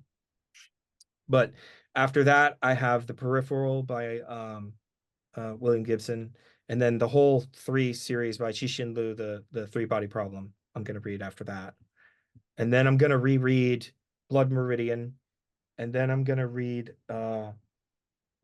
Johnny Farage's book about Arabic music, and then I'm gonna read a book about chess because I'm curious because I don't understand it. Like I'm terrible at playing chess. I have a really, really like there's piles of books all over our house. I love it. We don't have a lot of bookcases. My wife reads constantly. She's all every day at least an hour of reading. Love it. So there's piles of books around. I have like the read pile and then the to read pile and then the when I'm done with the to read pile, the maybe I'm gonna read pile. What Nice. video games do I play? Yeah, what's on the table right now for games? Turgidly awaiting the downloadable content for Elden Ring. I love the FromSoft stuff. Uh, I generally like a not uncommon thing for me to do is like my wife goes to bed pretty early, usually around 10, and I'm just nowhere near ready for bed. I'm like a 1 a.m. to 7 a.m. guy for sleep. So I'll stay up and just blast through Sekiro after she's gone to bed because I can beat it in like a few hours now. I'll do that, or I'll do I was thinking I wanted to redo Dark Souls 3 recently. I played Lies of P. It was pretty good. If you like that kind of thing. I'm replaying Control currently because I played it originally on PS4 and it was really slow, bad frame rates, and I'm playing like the deluxe PS5 version of it, and it's like smooth as a baby's ass. It's awesome. And Nice. that's a really cool game. Really surrealist and kind of weird futurism in it, and dark sort of corporate conspiracy theory stuff. I love it. It's really cool. Um, and other than that, I'm just watching the Pelicans implode at the end of a really great season with injuries and bad refereeing. That's what's going on. You have a lot going on. I know some of it you can't talk about, but one thing that has been asked in the thread and is a project on the table that you've started to talk about is, and I don't know that it's streaming per se, but It's like not. someone, yeah, It's not a someone's streaming like, platform. I know, yeah. How's the streaming service? Are you still conceptualizing? What can you say about what's going on here? And if folks are Yeah, unsure about it, I'm going to post a link here. You can actually jump on board and do a survey for Josh. yeah. If We're collecting user research right now and like sort of collating it. And so there's for those of you who aren't product people or tech people, when you're building a thing, when you're making an app, let's say, there's a early phase of the design that we are in right now where we got the team together and we're like, we have these hypotheses about what's going on in the music industry. I have hypotheses about them, and I want to see if my spidey sense is correct about this. And so then we do user research, quantitative, which is kind of what we're in right now, where we have this public survey and people can fill it out if they want. And then we collate all of that into graphs and sort of look at it and go, okay, yeah, we are right. Or, oop, no, we need to rethink that. And so we're in that part. And now I'm also doing like qualitative, where I'm like talking to other stakeholders or people who Mm. would have a vested interest in this thing succeeding or failing. And that's also talking to other people who have made music platforms that have failed, et cetera. um, so we know what this is going to be. We also have a good idea of what it's going to look like and how it's going to work, but but I can't really talk that much about specific details. But it's literally aimed at exactly the kind of people that are in this chat and paying attention to this. It's aimed at music lovers, and I don't imagine that we're going to really be able to totally topple Spotify. Again, we weren't able to topple terrestrial radio, but we can definitely sort of claw back a lot of that, I think, Mm. and sort of make people fall in love with music again. Not lo-fi beats to study to, but like, fuck yeah, I'm gonna listen to Jay Dilla. That's the thinking behind it. That's sort of the spirituality behind it, is that it's not a Web3 platform either. We're not, I don't, I'm not I am having gone deep into Web3 and studied it and built in smart contracts and platforms and all this stuff. I am not convinced that it presents any novel use case for solving the user experience and artist payout problems in the music industry. I'm unconvinced. I know for a lot of people that's actually positive. I saw when you first put the call out for feedback on this, that was a pretty big question for a lot of folks. Um, yeah, Quail.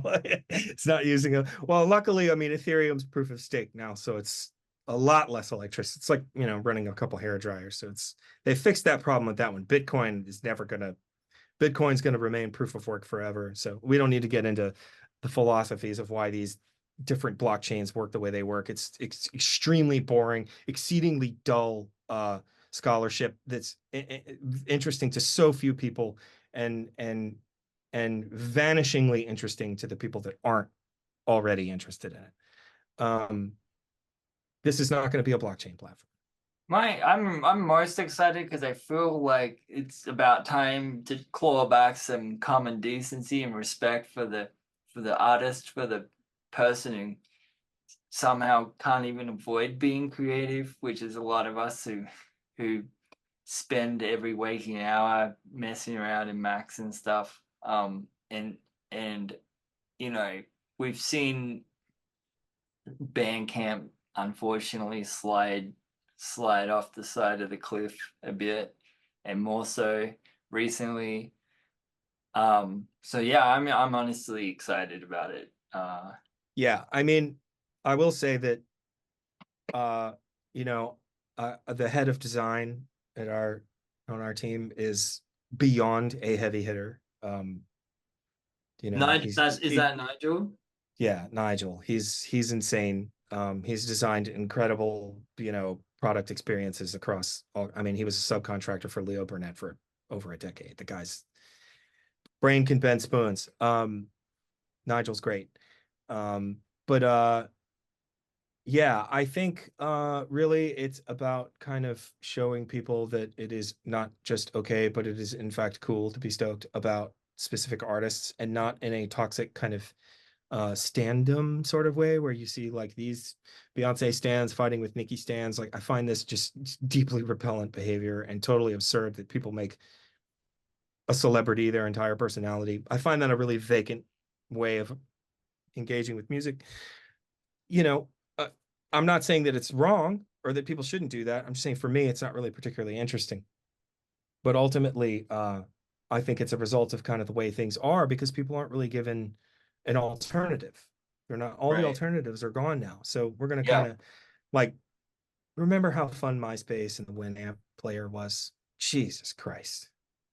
Remember when the internet was fun and when it wasn't awful and when it wasn't people like you know, you're just either constantly seeing just like people getting blown up at Gaza, or you're, you know, seeing somebody talking about how they're going to get, you know, a crime for a woman to attempt to get, you know, health care, or, you know, in Florida or some, or like they're banning books. It's just, you're seeing all this kind of shit all the time, and it makes everybody combative all the time. And it's because the internet's not fun anymore. So we're going to have a little corner of it for the people that kind of want it to be fun again and want to be stoked about music, and are passionate Yeah. about it. I'm It, watching it right now and with my stepson. I'm watching it right now because he's about to turn 21, and like, you know, he grew up with Spotify and all this stuff and listening to Rap Caviar, and you know, and I love that stuff too. I'm not gonna lie, I love it. But now that he's 20 and 21, like he heard a techno song, and then he did a little dive and he went to Bandcamp for this, mind you, and found R Rose. And then once he found uh, R Rose, he was like, what the hell is this? What is this music? And now he's like deep into Sandwell District and, you know, that whole oh thing, and, my you know, Lord. Carl O'Connor, and he's like figured out Downwards and like figured out Trésor. And so there has to be a little bit of a, and a lot of that, I mean, I'm sorry to say, like as a Trésor recording artist, I had to kind of point him to some of this stuff. But that's, Was he just shocked was he shocked to find out that you'd been there? Like that you've played there, that like what did he yeah, know? I mean, like when I showed him the, when he realized what Trésor was and I showed him the Second Woman record, he was like, he couldn't believe, for instance, now that like he didn't realize that we were doing those Drab Majesty records in his house and in our house. Like He was just as a like, is a what's whole other Josh? thing. Like he put two and two together at when he went to go see Drab Majesty because he turned out to be a huge Drab Majesty fan, for instance. Oh, so And I was funny. like, you remember that guy Andrew that was singing in your bedroom, and like we had the amps in the living room and it was just like a shit show? And he's like, oh my God, yeah, like no way. Like so it's cool that to watch even like Gen Z people through TikTok discover Slow Dive or Amazing. Deftones, Yeah, or you know, it's like Change in the incredible. House of Flies is having, Deftones are having this huge resurgence because Gen Z people are like, this music fucking rules, and they're finding out about it because weirdly, it's not So good. algorithmic. It's not Yeah. algorithmic. It's only Yep. partially algorithmic. It's people hear it and they love it and they make a video with it and then they post it. That's a person. That's person to person. It's using Yeah. social media. And then if Right. you end up liking that, then maybe you get more. The algorithm will say, oh, you like that? Well, we'll give you more of it.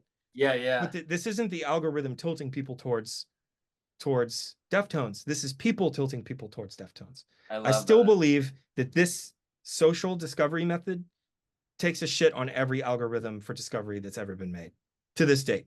I don't think you can do it better than having people tell you, have you heard When the Sun Hits by Slowdive? No, I haven't. Listen, here's a video. And then you hear it and go, wow, what is this, man? This is incredible. What is it's beautiful. No, it's This, true. I mean, the algorithm can brute force an ad for toilet paper on me, and maybe subconsciously I might buy it. But yeah, like but how many but electric toothbrush ads have I seen on like Instagram? Like, and I uh, still love an old manual one. But yeah. yeah, but if a friend says, "Hey, check this out," or "Hey," then there's a good chance that I'm gonna probably put that on in the next hour and actually give it a chance, you know, like versus being like subconsciously spoon fed from algorithms. Do you Um, know that Grouper, Grouper, Liz right? Harris, Yes. Grouper has a song on Spotify with over 100 million plays on it because Hey, kids found it on TikTok and were putting it in their videos. This what? is human interaction. This is human discovery. I That's don't think there's anything that powerful. I really don't think you can't account for that. okay. Let's see. What track is this? Holy shit. I'm not lying. Poison Tree. It's an incredible song. I mean, but it's old. It's from like 2008 from like a split with Inca Ore. It was like the B-side of a nobody knew about this fucking song. You know what I mean? Wow. But then like Heavy Water, I'd rather be sleeping, which is from the album Dead Dragging Deer, a dead deer up a hill. Dragging a Dead Deer Up a Hill. I saw actually two of that record. Uh which I that track's had 15 million listens. It Oh man, that's great. I this mean, is great. I mean, I'm really happy for Liz. I didn't this know is that it's great. 123 million. Can you, I mean, can you even wrap your brain? Oh, last week it was 110. I mean, that's like it's Wow. it's an exponential curve. Like once it starts getting a little Yeah. bit, then it just explodes and it's She's gonna go to got a 2 billion. million monthly listeners right now. That's Yeah. brilliant. I It's mean, pretty crazy, right? yeah, So naturally my day job now with this platform is kind of like keeping an eye on all of this kind of stuff. I'm like my job is literally sitting here and reading. And the beauty of it is that now I can listen to music because I'm not working on music. right. So I can like Lanark Artifacts just sent me his new record that's going to come out soon and like y'all aren't fucking ready. You're not ready. Can't wait. It's so sick. It's so sick. Like for fans of like if you don't know who Lanark Artifacts is, he's been around for a minute. He did a record on Whitey's that was like a really killer kind of weirdo electro thing with all kinds of IDM influences. But like, uh, imagine if Alexander Panos was making dance music or you know what I mean? It's fucking great. It's great. SV1, but on cocaine instead of lean. You know what I mean? Like, like you know, uh, we're in like a real man. We are in like such a we're in a golden era right now. There's so much great Yeah, music. There's so much great electronic music. Like brilliant. if for whoever hasn't listened to SV1, listen to SV1. This kid is special.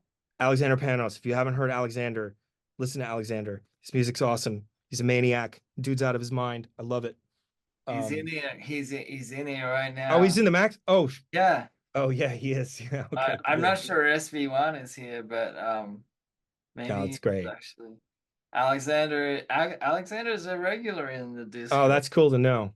Smart and guy. smart guy and a genuinely good programmer to the point that he goes above and beyond to help other people, which is one of the things I love about this Discord channel.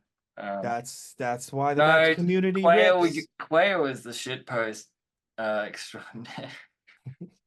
That's why the Max community is awesome because you can just like post a question, you know, Yeah, and Julian Bale or somebody's gonna be like, "Here's 7 ways to do it," you know, some old head or some young head now, you know, like there's a pretty broad mix of Max. With the only person we're missing in Discord is Gary Lee Nelson. If we can get Gary in here, then we'll have the full gamut. Um, yeah, where's Josh, Gary? one last question before you nick off. folks are asking about your devices. Any chance you're going to release those in the future, or the likes? I'm gonna say something that's gonna sound like real asshole, like egotistical shit. But there's no longer a need for me to. I was gonna give them away for free, but there is no longer any need for it. You can do all of it in the stock version of Ableton in the MIDI clips now. You can curve rhythms with. They built a far better version of my stupid devices baked into Ableton Live now. In the MIDI clip view, you can go in there, and then if you want to go further from there, go to Philip Meyer's stuff, which you Yeah. can manipulate MIDI notes in a window in a way with such precision. Um, there's it's totally pointless for me to release this stuff at this point. Yeah, Like these I it yeah. lives on my GitHub. It's versioned. I'm gonna basically put it all to bed. I've spent a decade exploring all those ideas. I'm not really that interested in it. I mean, there's still going to be this kind of shit in the music, but yeah, you're not going to get anything out of it that you can't do much easier and much better with just stock Ableton Suite. No, it's actually mind-boggling to me what arrived in Live 12. Um and those MIDI generators, I feel like, yeah, Philips package he released is ridiculously, It's preposterously powerful. And and I yeah, feel like we're still scratching the surface. Like, give it another year, how much stuff's gonna be available and the likes through it. Yeah. yeah, I don't, yeah, I mean, just seeing the demo of how you can like grab a bunch of 16th notes and kind of slide them all to one side or like, man, like if you, I don't think young people know what it is for somebody, some old head like me to see shit like that in a DAW. Like, because that stuff took all day in Yeah. 1999, all day. And now Ableton's just like, so we made this MIDI clip function where you can take the MIDI notes and slide them over. It's great. Thank you. Thank you. Love it. Been doing it the hard way since fucking the Clinton administration, but here we go. Finally, we're here. We've arrived. Love it. Yeah, I always think back to that Ableton Telefon Tel Aviv like video they made, Yeah, and like basically, it's yeah. like it's almost like they gaslit you now if you compare it to to 2024 dropping Live 12 Yeah, on it's um come a long way. I still bitch at the the product people at Ableton all the time. but Like, you should why do you you guys not have this? Why have you? I mean, I have a Notion document that's like been passed around to like me and a bunch of other producers and composers that are like it's pages and pages of like what the fuck, guys. We all use it every day. You know what I mean? So we know what's wrong with it. I mean, we know what it's missing, and then the answer is always like, why do you need that? right. Okay. Amazing. I Josh, love them. Don't ever change Ableton. I love Ableton so I much. mean, this is what artists should, the cool thing is that you have a dialogue, and there is plenty of software companies out there in the world that choose actively not to really have a dialogue with their, users, and that's, you're probably surprised, would be surprised how much subconsciously it gets in there in some way or another. Yeah, I wonder. Um, I know Who's it's something we think about and talk about a lot at Cycling 74 is like, yeah, hence why we're hanging out on a Saturday afternoon. yeah. Um, it's important. I mean, we want to hear, we want to talk to people. Yeah. I mean, I have a good relationship with Robert Henke, um, the smartest man alive. Um, my favorite instrument designer. He's built things that are responsible for my career in a lot of ways as a musician. I have a good relationship with him. We go way back. Um, I find him to be receptive, patient, and kind to all of my kind of dumb ideas. And so I hope soon that he and I will have another little talk, and I'll sort of make some cases to him about what I think they should be looking at. And maybe they'll look at it and you know, the thing that I do love is that you know, Ableton and I would say Bitwig as well are maniacs about shipping things that allow you to make weird music, and that's Mm, really kind of the sort of still a core value at both of those companies, and I think it's great that I mean Bitwig is shipping the weirdest shit constantly. They're constantly adding stuff to their grid system, and you can get something going in there so fast, and it's so wild and so far out. I mean, Ableton, the same thing. Like they put all this MIDI manipulation stuff baked into the essential clip functions of Ableton. I mm, love this. I yeah, love this because this is the thing that I've always hoped for in my whole life right. is that these ideas that, for instance, early on that Charlie and I were trying to litigate in the late 90s and on Fahrenheit Fair Enough and stuff, is that these ideas would sort of, you know, propagate out through culture, that stuff we were hearing in Autechre and Aphex Twin and you know whoever else, that all this stuff would just spread to culture more broadly. And it certainly has. I mean, turn on the radio and listen to trap music and listen to what they're doing with the hi-hats. Yeah, It's all yeah. these tricked out hi-hat stuff getting pitched around, and it's going to go crazy now that Ableton has this stuff baked into it. Bass I music love it. scene, bass music scene too. I I mean, base aside from Autechre and like, you know, the people in this Max, you know, the people that we were talking about earlier, the bass music scene is where the majority of like really outsider fucked up electronic music innovation is happening, in my opinion. yeah, I mean, from what I see, there's an arms race to like, the more who can do the weirdest sound design, who can, there's still got that two-step beat there, but if you kind of like, ignore that in places, it's just outrageous. It's I'd like to posit an opinion about that arms race. It ended. It's over. Ebram won with the cat. Ebram put the cat out and it put everybody to bed. Everybody had to go to sleep after that. You can't he, beat it. You can't. yeah, yeah. I No one mean, will ever come back from that. He like walked to the edge of the cliff and he's like, "Fuck everybody," and he walked over it. The cat is the craziest piece of music. It's the craziest piece of music since the first track on Confield. I also really It's love insane. that Yeah. Shades record he did with Alex.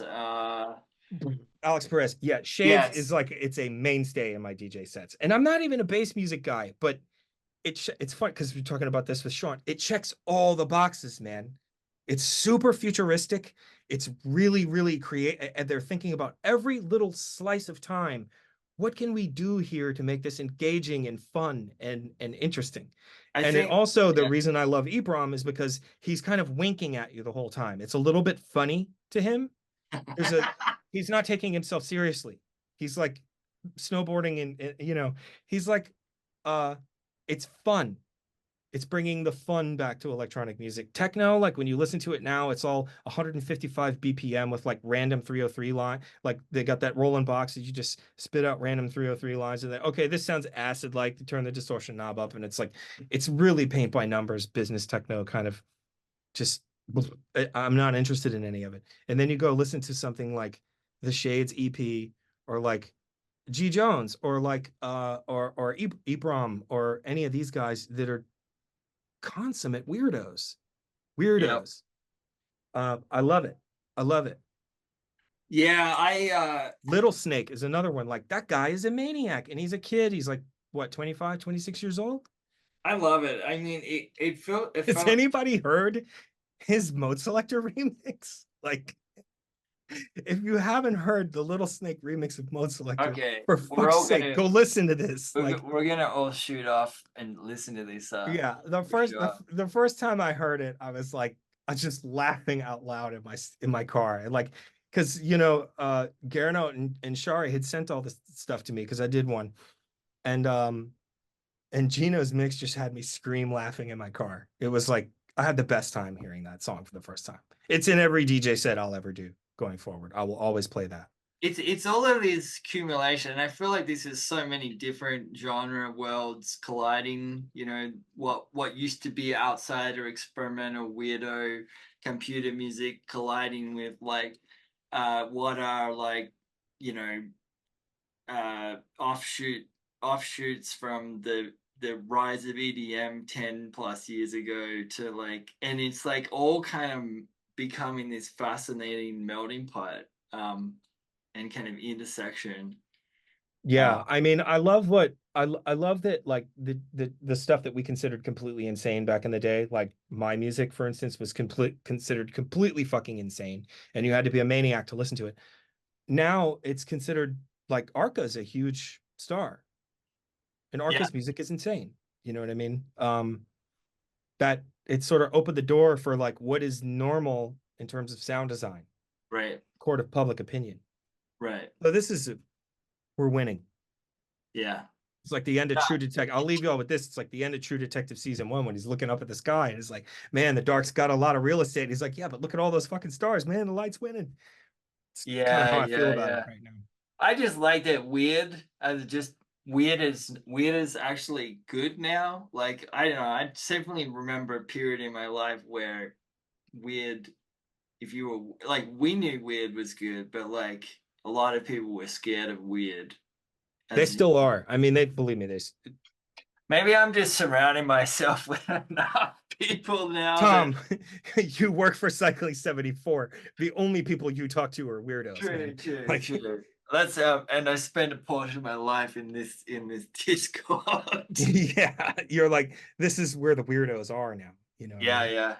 I love it. I love it. Josh, this has been awesome, man. I mean, I could talk to you for the rest of the weekend for sure. We do that we need to do that We more often though. we You know? do, we do. And we'll definitely have to get you back for another session sometime. But Oh, for sure, for sure. yeah, we've had a solid crew hanging out with us now for nearly 2 hours. It's awesome. There was 100 odd folks in here and still got 88 kicking around. So Let's not keep them. It's yeah, almost 2 o'clock. folks, get out there, enjoy the weekend, get in the closet and do some max patching, and we'll see you again soon. Thanks, everybody. Thanks, Bye. Tom. Bye, folks. Keep it real.